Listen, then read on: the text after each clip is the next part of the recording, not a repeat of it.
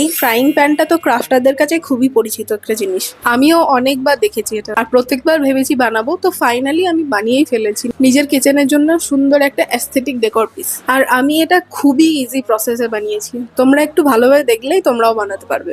আমার ক্রাফটের কাঁচিটা যে কোথায় হারিয়েছে আমি জানি না, তো আমি প্রথমে ভেবেছিলাম যে কাঁটা দিয়েই কাজ চলে যাবে, কিন্তু বাধ্য হয়ে লাস্টে আমাকে কিচেন থেকে কাঁচিটা আনতে হয়েছে। কিন্তু সেও নিজের অকাত দেখিয়ে দিয়েছে, আর আমি আবার শেষকালে কাটারের কাছে ফেরত গেছি। আর এইটুকু কাজ করতে গিয়ে আমি কত ছড়িয়েছি দেখো।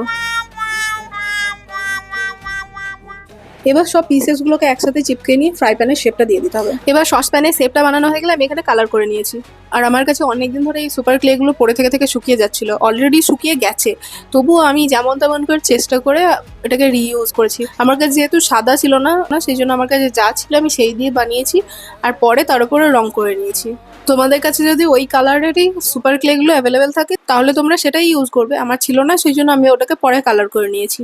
এবার একটু রিয়েলিস্টিক বানানোর জন্য একটু শেডিং করেছি, আর লাস্টে উপর থেকে ভার্নিশ অ্যাপ্লাই করে দিয়েছি, যাতে জিনিসটা একটু গ্লসি হয়, আর যেহেতু কিচেনে থাকবে যাতে খারাপ না হয় তাড়াতাড়ি, সেই জন্য। Thanks for watching, by.